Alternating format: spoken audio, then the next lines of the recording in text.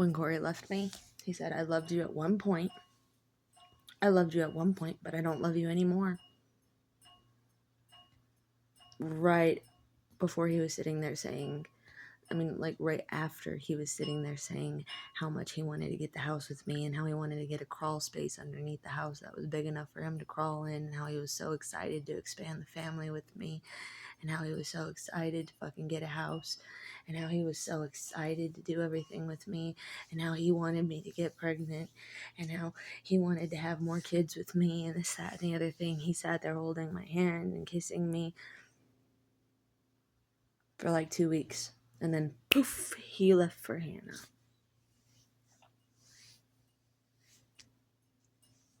He started crying when we were in Clinton. When we went to the hospital in Clinton to get a blood test for the pregnancy to see if I was pregnant. And the triage nurse had fucking methed out teeth, sitting there laughing at me, saying, cut my life into pieces, and singing Papa Roach and stuff. He likes that reference.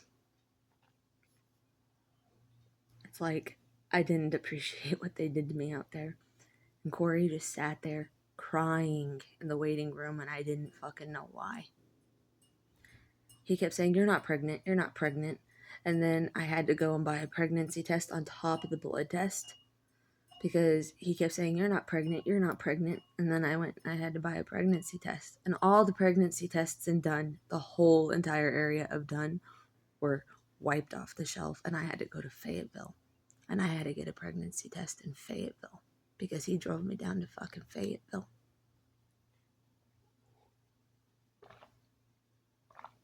I had to get a pregnancy test 30 miles away, because Dunn took all the pregnancy tests off the shelf, because Dunn wasn't planning on me getting pregnant, because he was just planning on him leaving me. Apparently his plan was to leave me, and for me not to be able to find him anywhere, and for me not to be able to have to go after him for child support or anything. But he was so excited to have the baby. He sat there kissing my belly saying, Daddy's here, Daddy's here, Daddy's here. Now you have to go to the doctor, Daddy's here. But that's definitely not the daddy. And then he kept on switching and changing out. And then come to find out that he was sitting there saying, I love your freckles. I love your freckles. He's all, it's a Caucasian trait. And people in England have them all over. Because what? My husband's from an area near Liverpool, and that's why he loved Liverpool so fucking much, was because he was near Liverpool, and he grew up near Liverpool, and Liverpool was his team, and Arsenal was his dad's team. It's like, then they lived in England, and he grew up in England. It's like, the only part that's discerning is that English piece of fucking shit was showing me how much he loved Hannah. And everything that I fucking went through, and anytime I ever thought that he loved me, come to find out it was either for Christina or Hannah, not me. It's like, that stuff hurts. But right now, something's pulling the pain out. Maybe someone's using it. Maybe someone's using it, and maybe someone will actually show my pain. Because when I can't feel my pain or anything, I feel the emotions build up, and then they just like get sucked out, kind of like in my vagina. And I don't know how to put that, but like a vacuum in my vagina, and it gets like sucked out. And as far as I'm concerned, it's supposed to be hearts on a projectile, or it's supposed to be part of a projection that they use those energies. All the pain gets turned into art. It's just, I can't find the art that it gets turned into. Or if someone's even using it for art.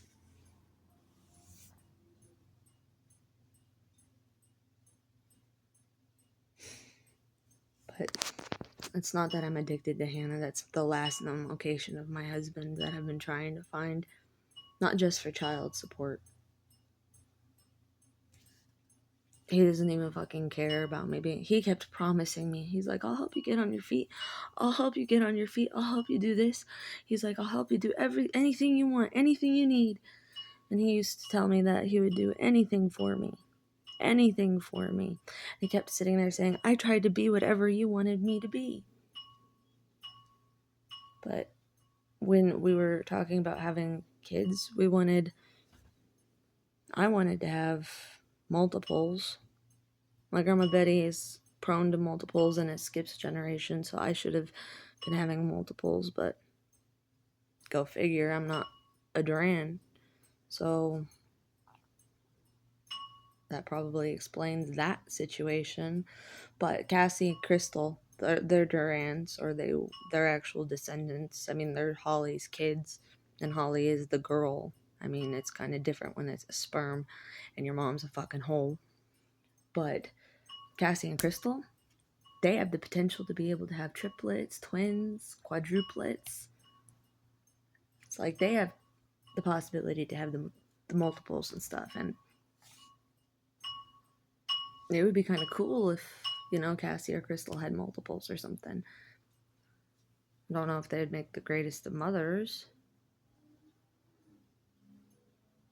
because I don't know them that well. Even when I was there in Corrales, they kept saying, you're only hanging around Betty and Tony because you want the inheritance. No, I loved my grandparents, didn't know what inheritance Cassie was talking about. And it's not like when they were sick, they visited one fucking time in a course of 6 months. They knew they were dying. They knew they were on hospice. They knew they were on the last leg. And they didn't want to spend time with them. Is some fucking bullshit. And it kind of pisses me off too that Holly only came around on Betty's payday. Because she's all, I'm the power of attorney and I control her finances. And she kept yelling at me, why aren't you paying rent? And Betty would just sit there and say, no, because Betty wanted to help me have a place to stay. Because Betty and I actually got along. We got along for the most part. It was very awkward because she didn't like saying I love you. She kept saying ever since she was 70 years old that she was ready to go and ready for them to take her. She was ready to die. She's been through it all. She was ready to die. She's all, I've seen it all. I've been through it all. I'm ready to die. I'm ready for them to take me. She's all, when my time, it's my time. It's my time. She kept telling me, don't ever feel sad about me dying. She said, because when it's my time, it's my time. She's all, I've lived too fucking long.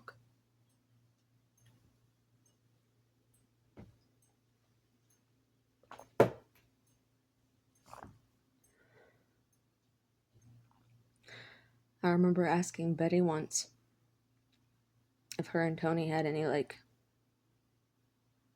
affairs. Tony had one that she knew of, but Betty was saying that she went to Colorado for 2 years. Or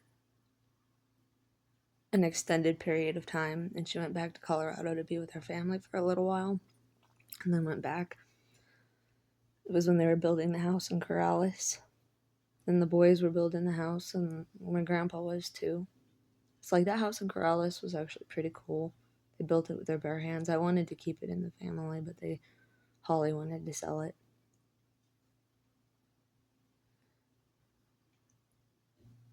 Grandma promised me the Catalina, and then Chris restored it, and then sold it behind our back when they were sick. He sold all of their vehicles when they were sick. He started selling everything in that house when they were sick. Chris was a horrible, vile human being. He would bring all of his little druggy friends over.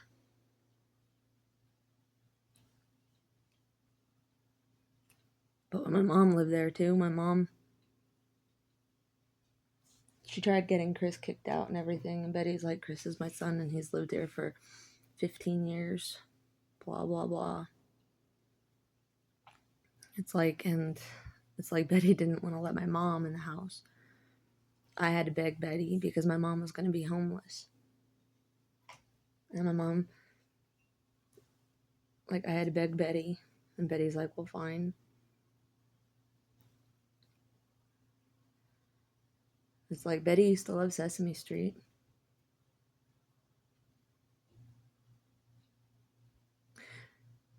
Betty loved things like Young Sheldon and things like that.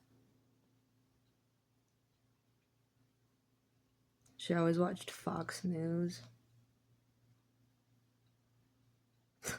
And when she would cook some of this horrible spaghetti because she didn't know how to cook the noodles.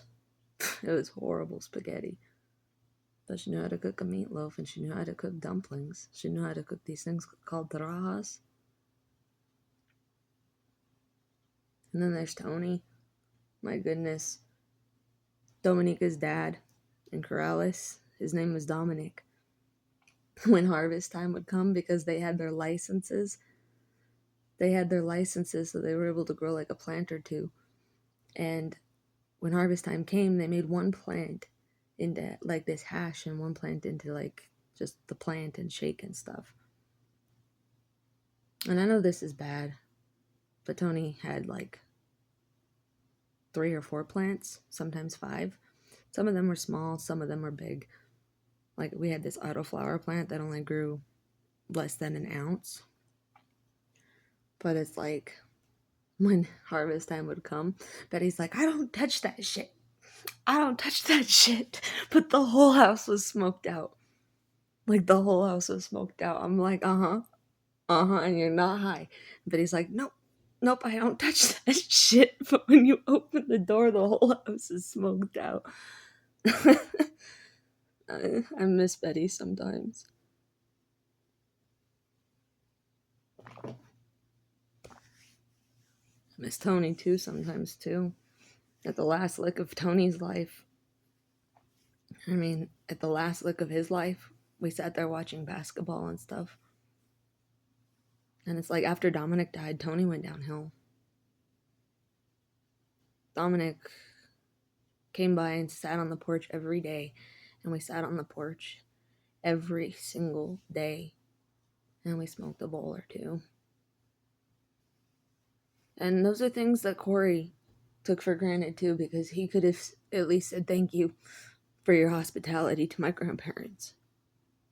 But he didn't.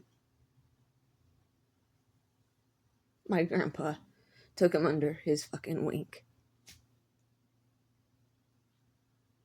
It's like, they're not my blood, but they were my grandparents. Tony was born on 7/11, and I was born on 7/11 too. I thought it was something that ran in the family. Oh yeah, Mello was born on 7/11 too. It was like a 3rd generation type thing. That's why Mello liked me so much. She would call me Mija. And she spoke Spanish, and I didn't know a word she said. I always thought he was Mexican because of that. Comes to find out that he was Native American and Mexican and French. It's like, I don't have his blood. And I don't have Betty's blood. Betty's Irish or something. But that wouldn't make my blood. My blood wouldn't be mostly Irish, English, German, Baltic, Norwegian. My blood, it hurts sometimes knowing that I'm not a Duran, but at the same time, I still wouldn't fuck a Duran, so. And I wouldn't want anybody with a fucking last name that starts with a D. I've tried telling people so many times I hate my initials because I watched this one movie and found out that VD was venereal disease, and I was like, oh dear God.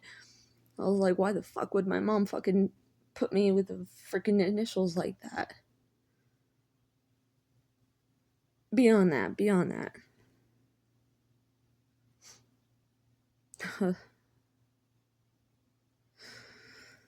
Well, that was my childhood, but it's not like my childhood even matters, though, because it come to find out that there was some type of weird god, whatever the fuck that thing is.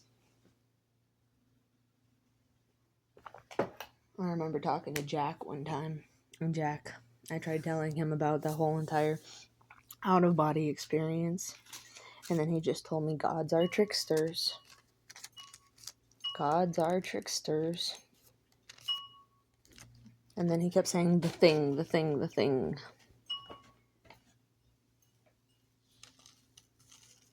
It's like, I could never love him. Call of Cthulhu, Keith, Jack, I'm kind of an asshole, this, that, and the other thing. It's all like, no, I wouldn't fucking want him. I wouldn't fucking want him. Because all the stuff that was being shown out here, it's like when I talked to Keith, I actually truly thought it was Jack for a while. But that's because of the way that he was talking. Until I started talking to him a little bit more, realizing that he was just talking like Jack. Because he did not use proper grammar. He said, I guess, geez. He said things that Jack never would have. He said things that Jack never would have. But they both talked about Call of Cthulhu. And he was mentioning the conversation I had with Jack. And I don't understand why. It's like, yeah, I loved Jack. And I don't fucking know why. We went down to Santa Monica Pier. And there was a bunch of people that were taking pictures of me. All over the place. And I didn't know what the fuck was going on. We went to a car show in LA. Dominica wanted to test drive a Tesla. And I didn't know what was going on. She kept saying, if you talk to him again, I'll be through with you. And I was like, talk to who? So I went on Craigslist when I was out there in LA. And I was looking for someone to either talk to, or I was looking at places to rent. I was looking at a bunch of different stuff. But I ended up finding this one article about some goth guy looking for goth girl. And I'm like, I'm not a goth girl.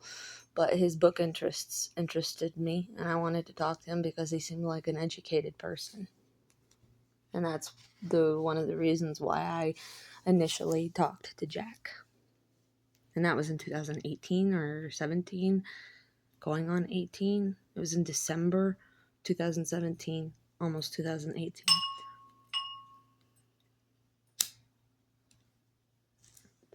But he read hundreds of books, this, that, and the other thing.